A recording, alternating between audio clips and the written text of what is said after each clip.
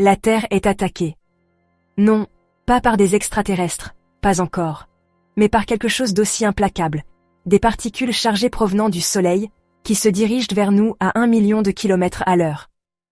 Ça vous fait peur, n'est-ce pas? Mais avant que vous ne commenciez à construire un bunker souterrain, il y a une raison pour laquelle nous ne sommes pas tous grillés. Vous êtes-vous déjà demandé pourquoi nous ne sommes pas rôtis comme une guimauve sur un feu de camp? Ou pourquoi Mars, autrefois une planète prometteuse, n'est plus qu'un désert triste et poussiéreux? La réponse est un champ de force invisible, le bouclier magnétique de la Terre. Sans lui, nous ne perdrions pas seulement le Wi-Fi ou le GPS, nous perdrions notre atmosphère, nos océans, et, nos vies. Alors, plongeons dans ce super-héros invisible qui protège notre planète, et ce qui se passe quand ce bouclier lâche. Au cœur de ce système de défense planétaire, se trouve quelque chose appelé la géodynamo, ce qui ressemble à un nom de super-héros cool, mais n'est en fait que le brassage chaotique de fer et de nickel en fusion dans le noyau externe de la Terre. Ce mouvement génère des courants électriques, qui à leur tour créent notre champ magnétique, s'étendant loin dans l'espace comme un champ de force invisible. Cette bulle géante, appelée la magnétosphère, est notre première, et seule, ligne de défense contre le vent solaire. Un flux incessant de particules, chargées éjectées de la couronne du Soleil. Sans elle, la Terre serait lentement privée de son atmosphère, tout comme ce qui est arrivé à Mars.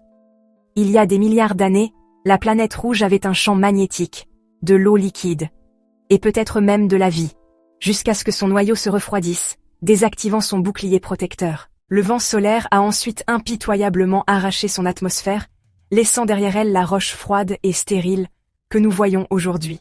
Et ce n'est pas seulement Mars, Vénus, bien qu'étant la jumelle de la Terre en taille, manque également de champ magnétique, ce qui l'a laissé à la merci du rayonnement brutal du Soleil, la transformant en un enfer à 900 degrés Fahrenheit. Pendant ce temps, des planètes comme Jupiter, Saturne, Uranus et Neptune ont de forts champs magnétiques, certains même plus puissants que celui de la Terre. Jupiter, par exemple, a un champ magnétique si massif qu'il pourrait contenir le Soleil à l'intérieur.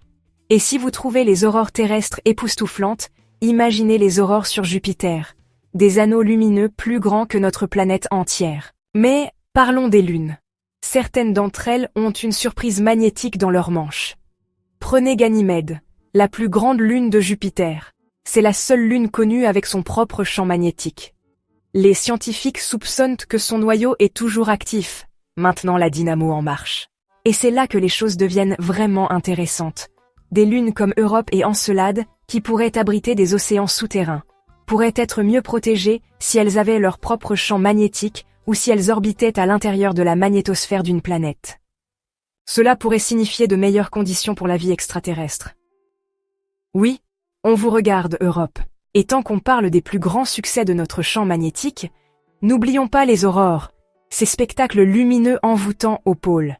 Elles se produisent lorsque la magnétosphère canalise les particules du vent solaire vers l'atmosphère terrestre, où elles entrent en collision avec l'oxygène et l'azote, produisant de magnifiques affichages verts, violets et rouges. Et au cas où vous vous poseriez la question, oui, d'autres planètes ont aussi des aurores. Jupiter, Saturne, même Uranus, place aux blagues. Mais voici où les choses changent. Le champ magnétique de la Terre n'est pas statique. Il est en fait un peu imprévisible. De temps en temps, pensez tous les quelques centaines de milliers d'années, les pôles s'inversent, ce qui signifie que le nord devient sud, et le sud devient nord. C'est déjà arrivé. Et, attention spoiler, nous sommes en retard pour une autre inversion. Les scientifiques ne sont pas sûrs de la date exacte et des effets à court terme, mais pendant l'inversion, le champ magnétique s'affaiblit, ce qui pourrait nous rendre temporairement vulnérables à davantage de radiation. Ça a l'air mauvais, mais bon. La vie a survécu à des inversions passées. Alors croisons les doigts pour que nous survivions aussi à la prochaine. Comprendre les champs magnétiques ne consiste pas seulement à protéger la Terre. C'est crucial pour l'exploration spatiale. Des missions comme Maven de la NASA étudient comment Mars a perdu son atmosphère, tandis que Juno démêle les mystères de la monstrueuse magnétosphère de Jupiter. Et dans la recherche d'exoplanètes habitables, avoir un champ magnétique puissant pourrait être tout aussi important que d'être dans la zone Goldilocks. Après tout, à quoi bon l'eau liquide si le vent solaire arrache votre atmosphère? Alors, la prochaine fois que vous verrez une aurore ou utiliserez une boussole, prenez un moment pour remercier notre gardien silencieux, le champ de force invisible qui protège notre planète. Maintenant, voici quelque chose à méditer. Si le champ magnétique de la Terre disparaissait demain, que se passerait-il en premier d'après vous?